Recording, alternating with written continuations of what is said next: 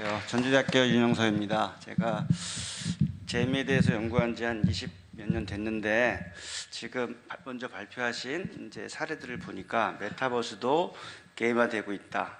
또 보드 게임을 이용해서 교육도 하고 교육이 또 게임화되고 있고 또 뭐 심지어는 교육뿐 아니라 뭐 성격 테스트라든가 굉장히 다양한 분야에서 활용되고 있다는 것을 좀 알 수 있었고요. 심지어 한국의 좀 드문 사례인 패밀리 레스토랑에서도 엔터테인먼트 위주로 바뀌고 있다는 것 같아서 제가 연구 주제를 잘 잡았구나 이런 생각이 들기도 하면서 그런데도 불구하고 재미를 연구하는 건 굉장히 어렵거든요. 누구는 재미있고 누구는 재미없으니까 상대성도 있고 주관성도 있고 또 그 맥락도 있기 때문에 굉장히 어려운데 그럼에도 불구하고 제 소신은 앞으로 어떤 분야든 재미를 추구하는 방향으로 갈 것이다 이런 생각이에요. 그래서 이제 그 중에서도 이제 교육에 게임화를 많이 노력하고 있는데도 불구하고 일단 학부모들이 한국에서는 게임은 굉장히 좋지 않은 이미지로 인식을 하고 있는 것 같아요. 그래서 그런 인식을 바꿔주기 위해서 제가 꽤 오랫동안 20몇 년 정도 강의도 하고 학부모 대상, 뭐 교장 선생님 대상, 교사 대상 연수도 하고 했는데 이게 게임을 직접 접해보면 금방 인식이 바뀌어요. 금방 인식이 바뀌는데 이렇게 좋은 게임도 있어요라고 하는데 모르는 사람들은 게임은 그냥 안 좋은 거야 이렇게 생각하는 경향이 높은 것 같아요. 제가 어렸을 때 한국에 오락실이 처음 나왔는데 문방구 앞에서 하다가 이제 오락실을 갔는데 그때 오락실은 다 불법 오락실이었어요. 그러니까 진짜 국가에서 불법을 만든 것이 아니고 법이 없는 거예요. 한국에 오락실은 들어왔는데 법이 없는. 그래서 불법 오락실이고 그 불법 오락실이 무려 한 10몇 년 동안 있었고 그 오락실에 가면 불량 청소년이 되는 거죠. 아무 이유 없이. 다른 나라는 뭐 아무 문제 없는데 한국은 이제 그런 좀 과정을 거치다 보니까 게임 중독이라는 것도 있고 좀 나쁜 이슈로 많이 등장하게 된 것 같아요. 다행히도 최근에는 교육부에서도 이 전자 디지털 교과서를 만들면서 거기에 가장 중요한 기법으로 게임화를 넣으려고 많이 노력을 하고 있어서 한국의 교육도 이제 재미있어질 거다라고 생각을 합니다.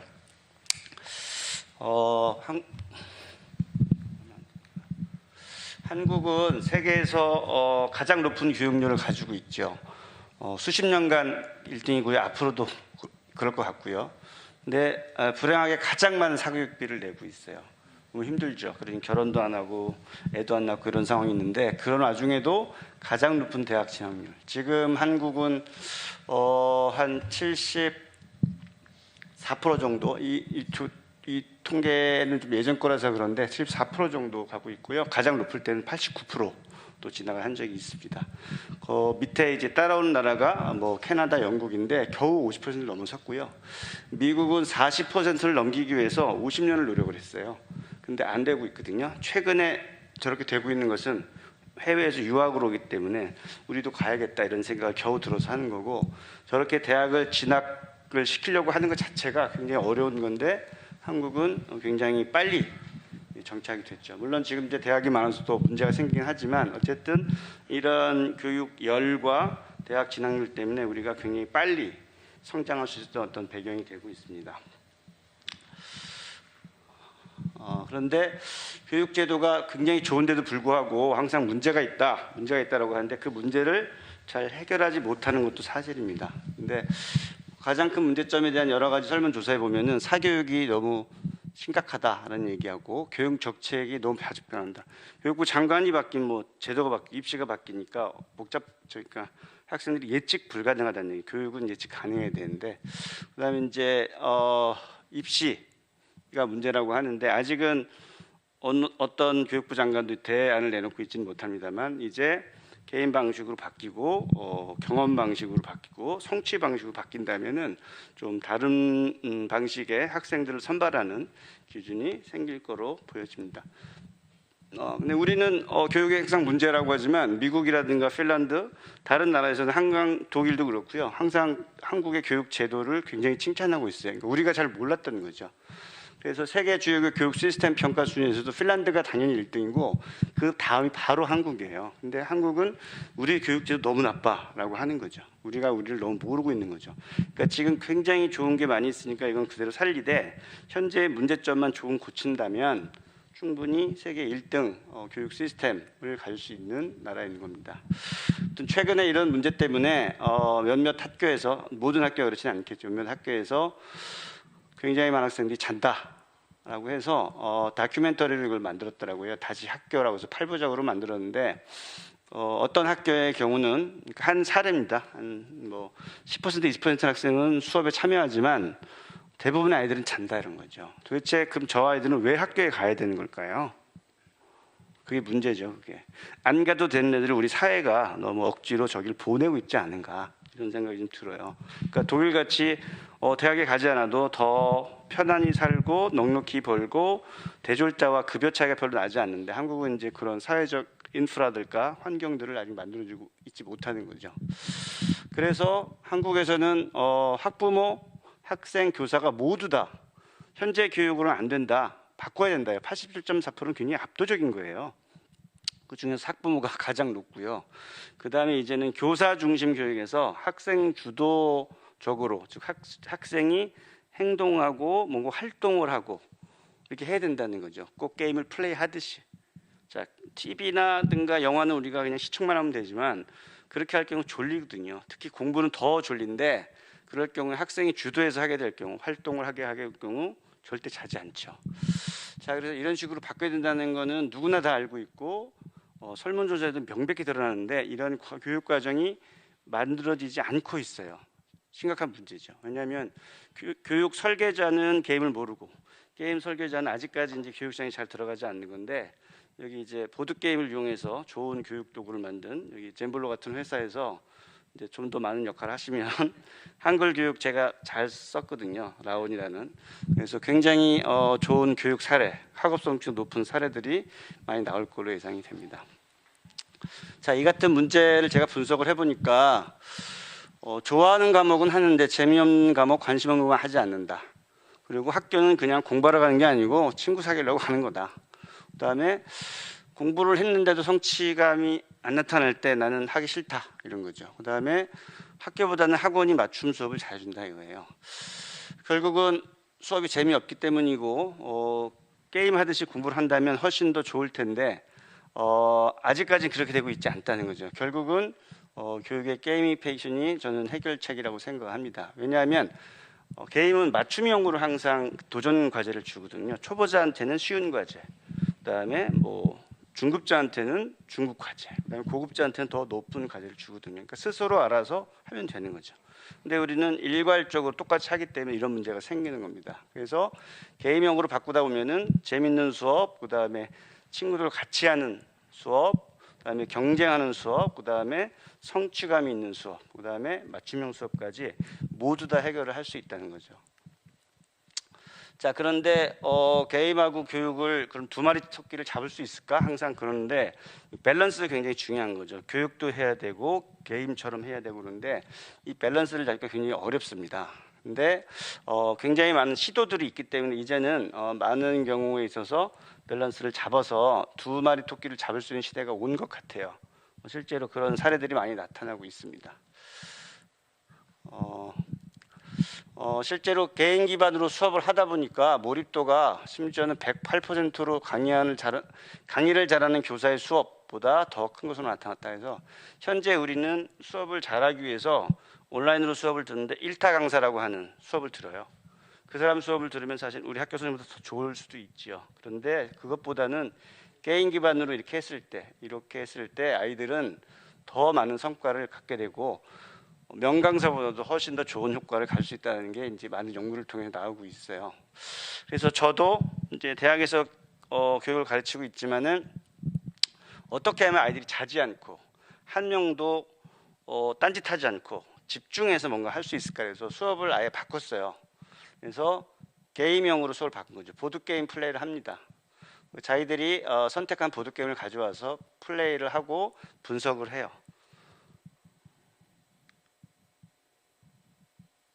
동영상이 나와야 되는데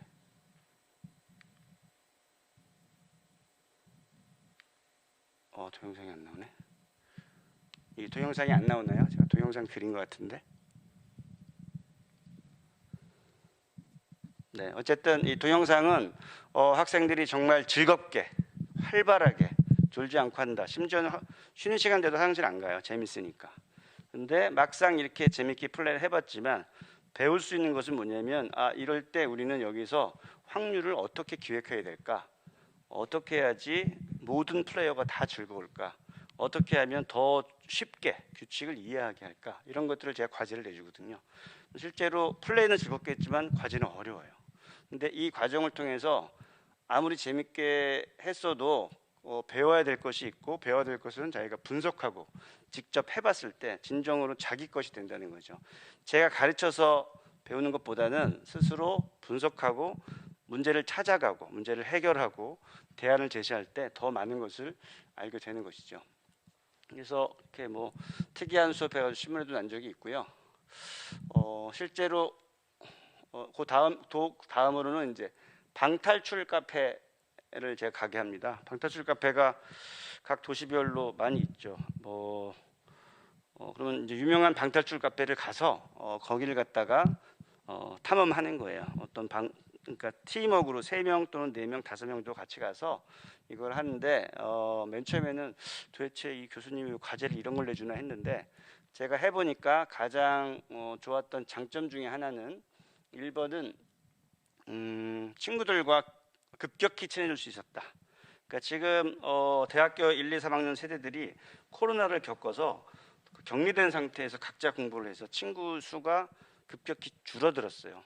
교류하고 있는 친구의 수도 줄고 심지어는 대화도 잘 못하는 학생도 많아졌습니다. 혼자 밥 먹는 학생도 많아지고. 그런데 이 과정을 통해서 많은 친구를 사귀었다, 급격히 친해졌다 이런 장점이 있었고요. 두 번째는 재미있었는데 배웠다. 재미있었는데 퍼즐을 만들려면 플레이하는 것과 플레이하지 않고 이 플레이를 할 수 있게 이 방을 설계하는 거, 이 설계하는 방법은 다르구나 아예.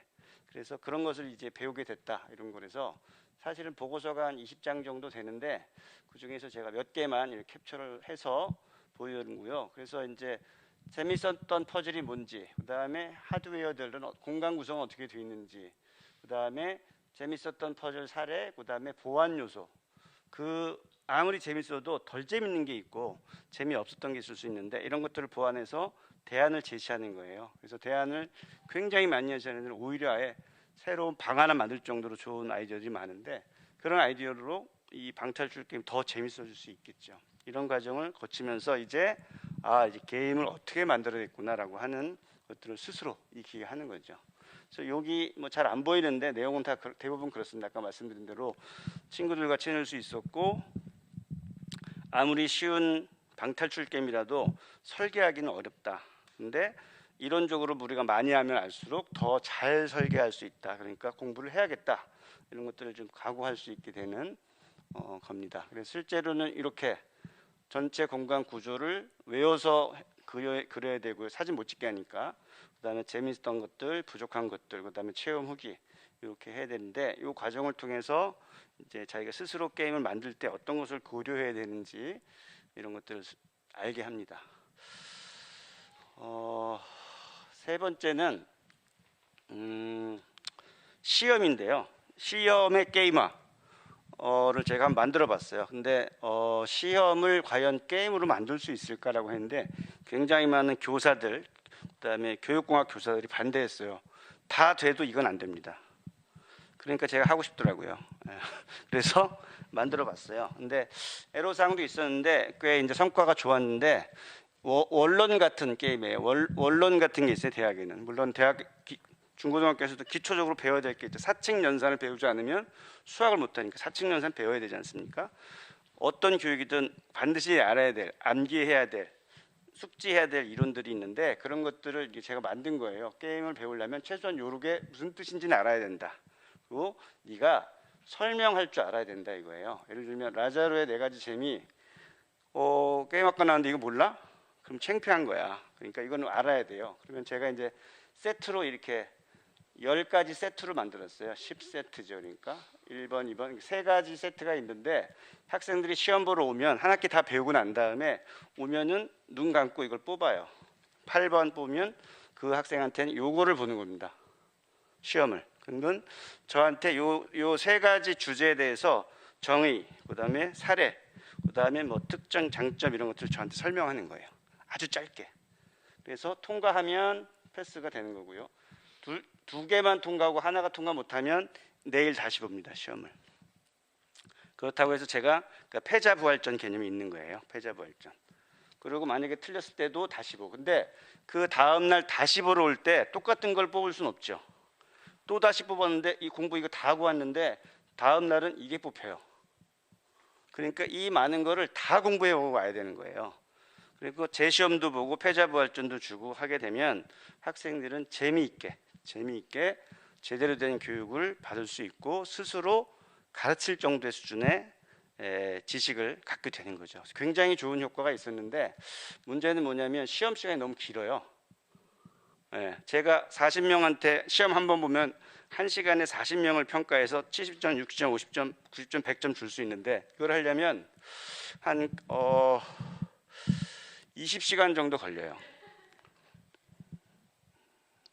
저분이 답을 주셨으면 좋겠습니다. 네, 그래서 효과는 매우 좋았으나 교수자가 너무 힘들다. 근데 저는 이렇게 생각해요. 제가 힘들어도 좋은 교육을 시켜야 된다고 생각을 해요.